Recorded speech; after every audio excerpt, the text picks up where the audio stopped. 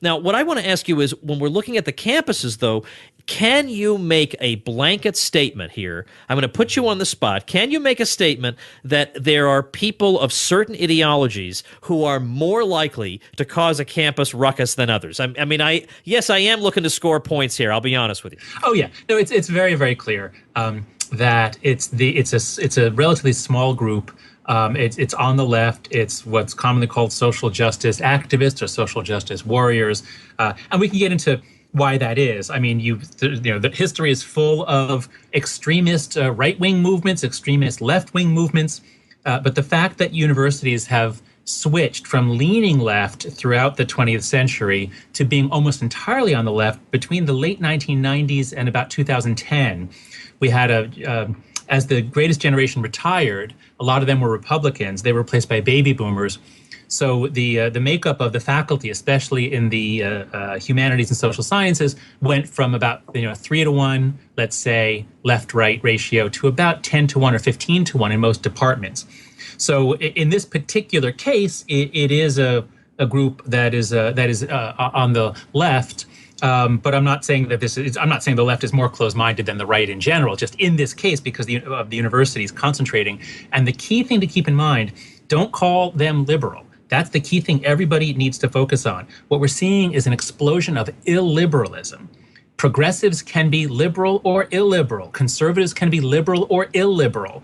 Liberal means freedom, liberty. You believe in free expression, free speech, freedom of religion, freedom of association. And what we're suffering from is an explosion of illiberalism from certain groups of students, really primarily students more than faculty on the left.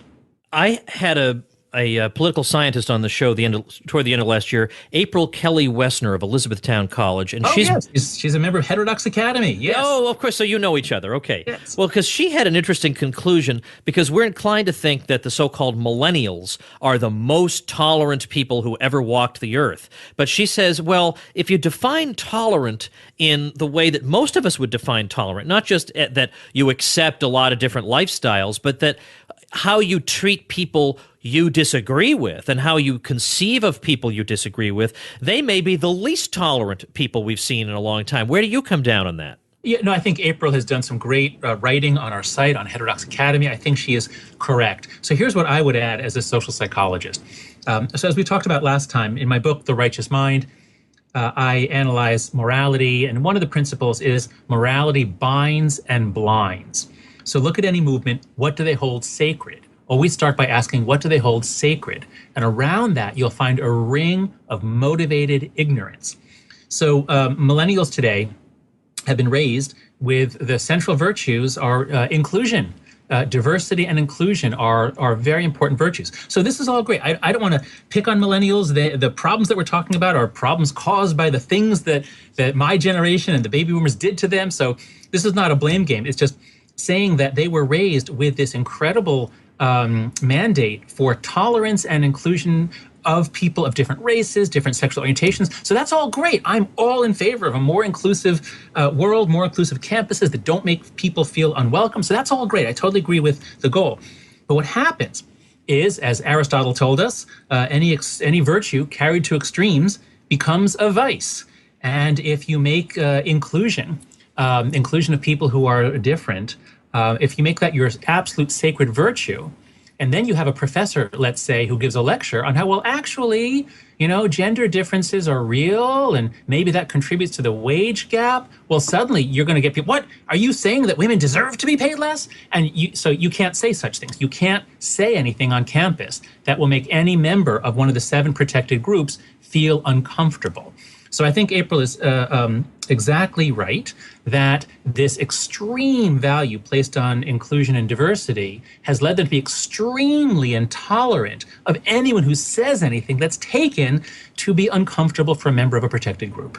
There are many beliefs that are so central, so foundational, that if you tried to argue against that, well, actually, what we see on campus, we see students saying that this would invalidate their existence. So if you were to try to argue that some cause of prejudice or racism was not real, or that disparities by race or gender had other causes, some would take this as an existential threat, an existential attack. You would be trying to invalidate their existence, which is an act of violence. So your very efforts to persuade with reasons are violence. So because they look at it that way, they come to think of a debate, an open debate and free speech as being these terms that sound neutral and sound like they're just advocating openness, but that actually the very fact that we're debating it means that we're denying their right to exist. Am I kind of getting it? Yes, that's correct. And when I've had conversations like this with some groups of those students, I've been told that these norms of debate and civility, these were invented by white males, white European males.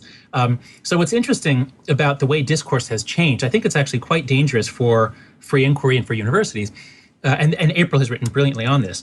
The way it's changed is that certain norms that grow out of the Marxist tradition have been established on campus. And so one of them is what you might call the ad hominem albus argument. I just looked this up this morning. Albus is the Latin word for white. So, we all know what an ad hominem argument is. It's not a valid form of argument. You reject, rather than arguing against what someone said, you say, yeah, well, you're Jewish, therefore, or, you're gay or whatever. So therefore, I don't have to listen to you. And so what students are taught in many of their classes is start with an analysis of privilege. So who's the speaker? What are the speaker's motives? Is the speaker just defending his privilege?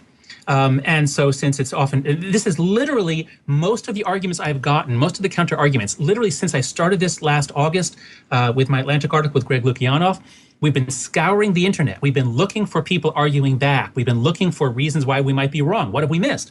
And I kid you not, more than half of the arguments, and I'm talking like a total of maybe 6 blog posts, like nobody's really argued back, but most of them are basically, well, they're white males. They're just defending their privilege. And so that's what I call the ad hominem albus argument. And if students learn to start every analysis with a privilege check and to dismiss arguments made by the privileged people and to emphasize arguments made by the victim people, they have more authenticity, they have more valid life experience.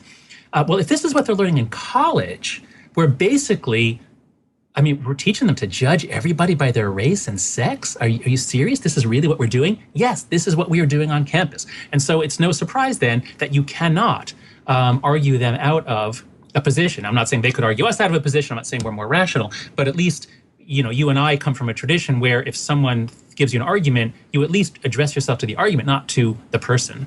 Now, and again, let me make clear, I want to say this over and over again. This is not an indictment of all millennials. Most students on campus are not like this. And we're only talking about elite residential colleges. So most students go to a vocational school, a community college, a non-residential school. That they are not infected with this way of thinking. This is our elite schools in which students come, they live on campus. All the professors are on the left. All of the smart and cool people are on the left. And they're immersed in this world for 4 years. These ideas come especially out of the humanities. So those who are majoring in the natural sciences are not as much touched by this. So again, this is not an indictment of most young people, but it is a small group of the illiberal left that everyone's afraid of. So this relatively small group on each campus has everyone cowed. The students are afraid of them. The professors are afraid of them. They have outsized influence. So once you look at it that way, then you say, well, what can we do so that in the future, the number of people in this group will be smaller and less influential? So here are a couple of suggestions. One, as I wrote in a Wall Street Journal editorial op-ed with Lee Jussin, we looked into the research on what leads to feelings of marginalization. And one of them was having a lot of ethnic enclaves. That is, when you have a lot of women's studies centers, African studies centers, Latino studies, when you have all those groups, those tend to heighten the sense of racial separateness and grievance. The protesters all over the country are demanding more of them, and the university administrators are giving in. That's going to make things worse. So if a university were serious about restoring free inquiry and eliminating the intimidation factor of this small group of students, they would gradually try to phase out all the different enclaves. Now, you can keep the courses. It's when you have a whole department devoted to grievance. That's when you get a real cultural problem. Second, I would change admission standards. Don't keep rewarding students for writing about how they challenged this, they were social justice activists on that, they protested this.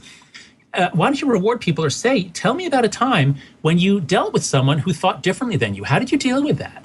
Were you ever able to understand a different perspective? So if we admit for social justice activism, we get social justice activists. If we admit for viewpoint diversity or the ability to live with viewpoint diversity, we'll get students that are able to deal with viewpoint diversity. Boy, there are lots of other things that we can do. And my hope is that there will be a couple of schools among the top 50, a couple will realize that most of the country is disgusted by what the universities are doing to cave into this small group of activists. That a couple, I'm hoping that the University of Virginia and the University of Chicago, that have long free speech traditions, that their students will vote to declare themselves a dangerous school rather than a safe school. A dangerous school is one that does not try to protect students from words and ideas, and a safe school is one that does. So I'm hopeful that the students themselves at some schools will rise up and say, enough. We're tired of this small group intimidating everyone into silence. We want to change things. You know, while on the one hand, we all know that not a lot of university administrators are going to wind up in the second edition of Profiles in Courage, but on the other hand, they at the same time have to know that the first administrator who steps forward and says, you know what, this is not happening on my campus, you're going to sit down and study like everybody else and stop intimidating everybody on campus, not only would that person be an instant celebrity, but applications to that school would pour in from bright students all over the country who just don't want to be intimidated. Why do we still not see one person doing that? Oh, no, we have. So I want to hear it then. Tell me. Oh, the president of Ohio State. This is just fantastic. So the president of Ohio State, it was like about a month ago. Let's see. What's his name? Just looking it up online here. At any rate, if you just Google Ohio State student protesters, so when they came storming into his office and issued their ultimatum to him, he refused to meet with them. He sent out a deputy who said, he'd be very happy to meet with you if you schedule an appointment, but he's not going to accept an ultimatum. And when you stormed in here, you made everyone who works here feel unsafe. They felt that's threatened. awesome. Yeah. So he turned their logic against them. And he said, they're going to come back to work tomorrow at 8 a.m. And if you are still here, then you will be arrested. We will give you a chance to go to jail for your beliefs. And it worked like a charm. So let's see. What is his name? I need to find his name to. Jay Casey. There we are. Ohio State. Oh, the vice president. The vice president, Jay Casey, is the one who came out and read them the Riot Act. And he said, Dr. Drake will never receive a list of demands, and he will not negotiate with you. So I think what's happening here is that pretty much all the presidents last fall caved in. They had a mob on their doorstep. They felt that pressure. But then, did they hear an earful from the alumni, from trustees, and I think from some students and faculty on campus who are afraid to speak up publicly, but who spoke to him privately. So now they're realizing that if you cave in, you're a laughing stock and everyone outside campus will make fun of you. And if you stand up, you'll actually get a lot of support. So that's why I think the tide is going to turn. I think next fall, things are going to look a lot different. This hit us all by surprise last fall, but I think the great majority are bothered. The great majority of people on the left are bothered by the illiberalism. And I think we're going to see a much more unified front in standing up to them next fall. So this is another thing that must happen, that every school can do beginning next fall. Have an absolute rule. Go ahead and protest. Hold up signs. Ask hostile questions. The minute you take it upon yourself to shut down the event, the minute you and your allies take it upon yourselves to decide what your fellow students get to hear and what they don't, you are expelled. This is as antithetical to the mission of a university as could be. This must become the greatest taboo, the greatest sin on campus, is to shut down those who disagree with you. That's one change I would urge on every campus in America. I actually got into this whole line of work in 2011 when I was asked to give a talk at the main conference of social psychologists, and the president of the organization invited me, and I said, well, I would speak on the future of social psychology and how we have no diversity and this is damaging our science. And he said, great, go right ahead. So Todd Heatherton, very open-minded guy, wonderful president of the organization. So I gave this talk and I presented data on how one-sided we had been and how it affected our scholarship.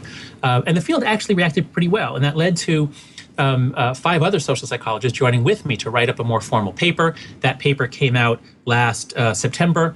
And we knew that when the paper came out, there'd be some discussion of it, and then it would fade into oblivion. We didn't want that to happen.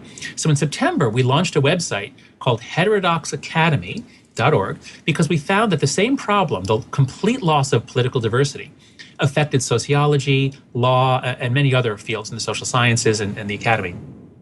So we didn't know that this was all going to blow up. We just launched the site in September, hoping to make a sustained case that while diversity is important, the most important kind of diversity is viewpoint diversity. You have to have people who think differently. You have to make room for them to speak up. And that's what we've been losing as we've been focusing on race and gender and other kinds of demographic diversity. So we put up the site in September, and then all hell broke loose at Halloween at Yale and other places. And campuses have been in intellectual lockdown, in a sense, since then. So we've emerged as the major site at which professors who are concerned about what's going on can come. We have 28 so far. We're about to open up the membership to everybody who wants to join, who's a professor. And we are making the sustained case that the academy cannot function unless it takes seriously the need for viewpoint diversity, and it starts working to promote that. So I urge all your listeners, go to heterodoxacademy.org. We've got lots of great essays, lots of resources to understand what's happening, and to arm yourself to argue back.